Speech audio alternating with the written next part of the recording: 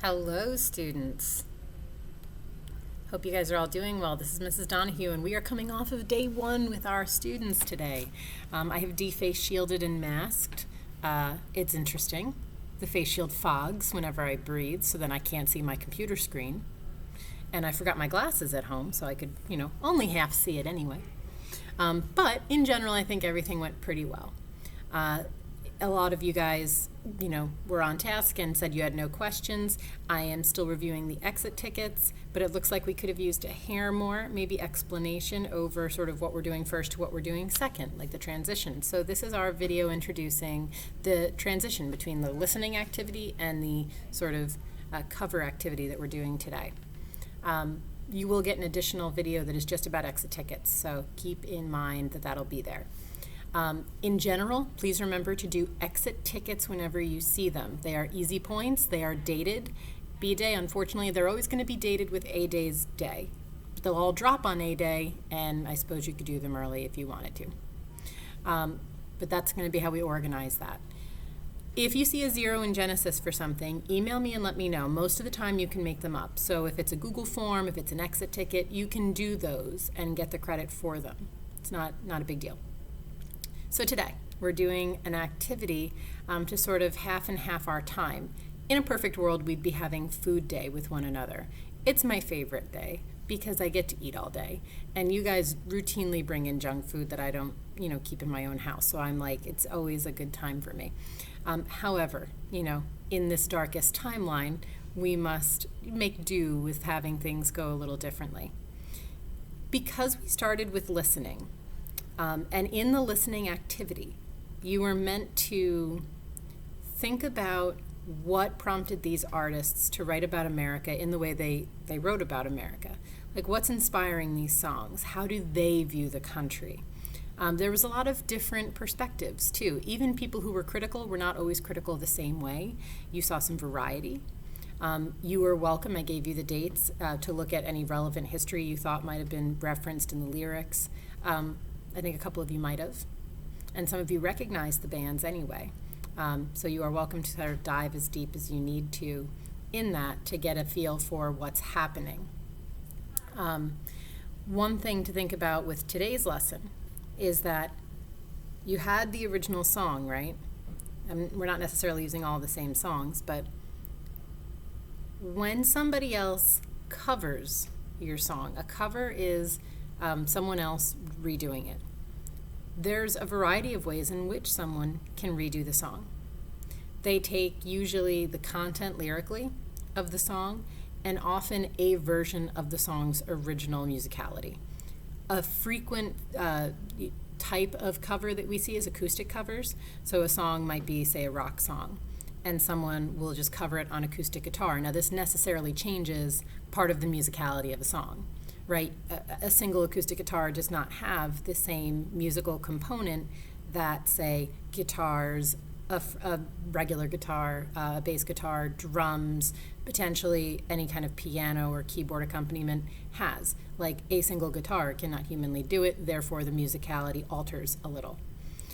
Also, because something that is recognizable in the beat of a song might not translate cleanly to just acoustic guitar without the acoustic guitar changing its normal sort of guitar rhythm and doing something different. What I want to talk about in doing covers is the idea that perspective influences how we do things. So in this class, we talk a lot about here's the issue, right? Here's the issue. What's your perspective on it? But what are other perspectives on it?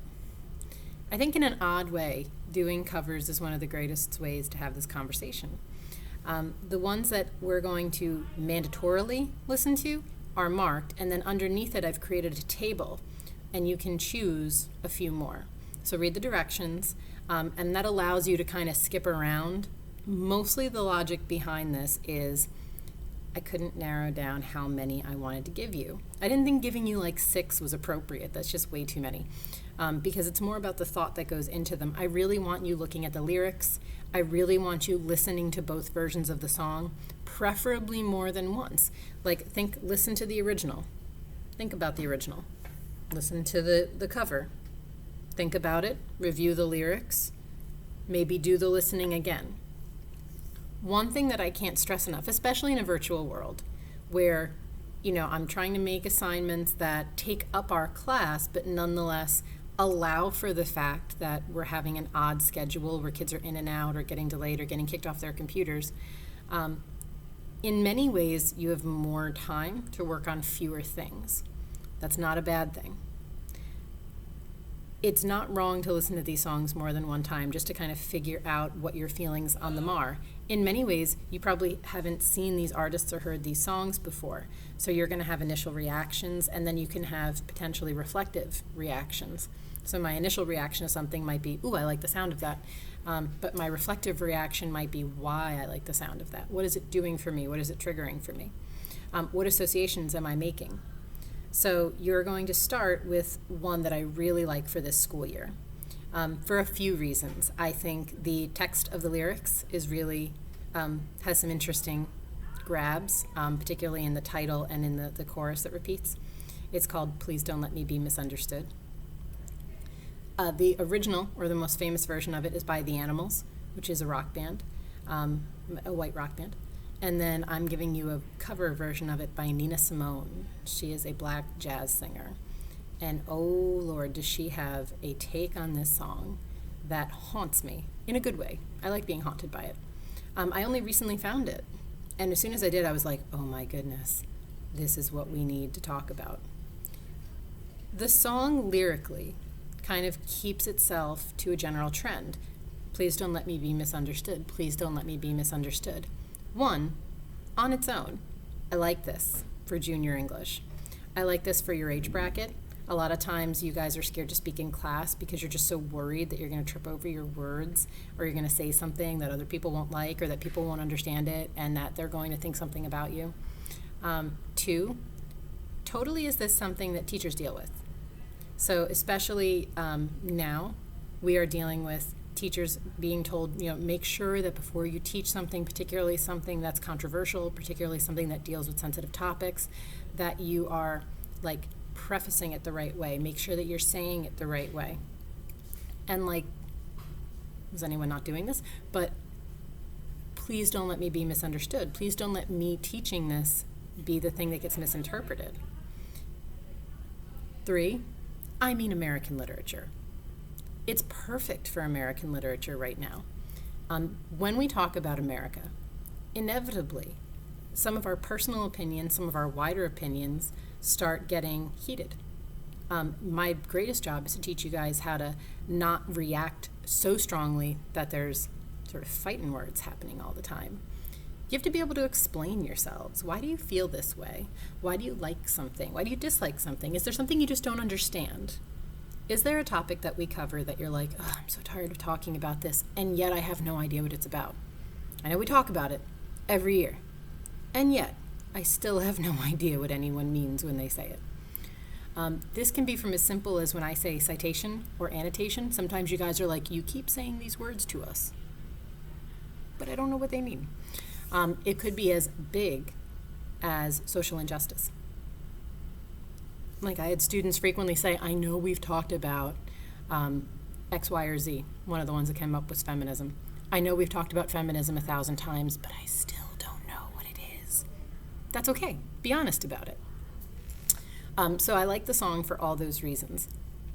Then I love the Nina Simone cover for an important reason. It plays differently to hear a black woman say the same words that you heard a white man say. It just does. Her play on it sounds not accusatory at all, but it sounds sad, like something has happened because she's been misunderstood, like something could have been better. It comes off more pleading. It comes off more religious. The full lyric is, oh Lord, please don't let me be misunderstood. And I never really paid attention to the oh Lord bit in The Animals. But when Nina Simone does it, it comes across a lot more sort of emphatically.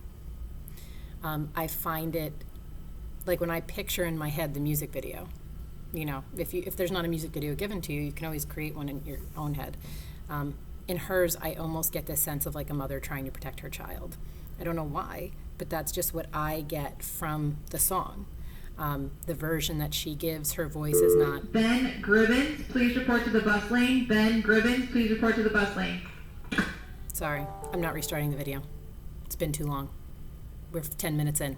I'm not doing it. Anyway, I get from Nina Simone's voice because it sounds older. It sounds like there's age to it. It sounds like she's been through something. Jazz as a genre tends to play into that too, but really her voice is just so gritty that hearing her do this is giving me some sort of sad story in my mind. I don't know that that's supposed to be the implication. And she's just covering another song. But the perspective makes me think about what would she as a black woman have gone through differently than the other artists. For some of the other songs, it's not so clear-cut as like, well, it's a woman covering a man's song, therefore there's going to be a gender issue. Or it's a black person covering a white person's song, therefore there's a race issue. It's not going to be so clear-cut as to say it was a metal song and now it's a sad ballad song, and that makes me think of the lyrics in a totally different way. You can pick and choose. Sometimes it's all of those things, sometimes it's none of those things. But what I want you to try and understand is how to take the original and look at it from a different perspective. This will be a very helpful skill for us all school year, because it's not quite enough to just stay in your own lane. I also want you contemplating why other people are in theirs. You never have to agree with why someone else is in the lane they're in, but you should try to understand them. I frequently say, like, someone goes, oh, like, I bet you don't get along with so-and-so in the school. And I'll go, I get along with them fine. They're like, yeah, but you guys are so different. This is not how they do things. And I'm like, yeah, but, like, that's not what causes two people to not get along. I'm not required to agree with other people, and that doesn't make them bad people. Disagreeing with me is not the essence of what makes you a bad person, and I don't have to dislike you because you disagree with me on things. Sort of live and let live. There's plenty of topics that we have in common with people. We don't need to agree with them on every single solitary one. So even if you're looking at only a small change in perspective, I really want you practicing that skill. It's not a hard skill, and it's hopefully a skill that you already have. It's hopefully something you already do. This is why I think it. This is kind of what's making me think it. Why are other people thinking something different? What's making them think something different? Being able to do that is often a maturity skill too. You guys just grow into being able to do that. But it's not a bad way to start the school year, right? You listen to some music, you practice a skill set. It's all right. The other thing we're doing in class today is a little journaling on American food, like what makes it American to you. As I said, unfortunately, we cannot bring food in. You were told to discuss what is American food with your family, and there's going to be a small journal prompt in classroom for you to answer. Ideally, we'd eat, but we can't. I'm very disappointed about this, but maybe if we all get to a normal schedule, we'll have a belated food day, and you guys can all bring stuff in. Otherwise, please follow the directions on the sheet. Make sure you log into the Google Classroom. Make sure that if you need me for something, like if a video link's not working, don't sit on that till the end of class. Tell me right away. Let me know as fast as you can, because I can try and fix anything. Other than that, enjoy the songs. I'll see you soon. Come to the meet for extra help between 1:30 and 2:30 if you need me. Have a great day.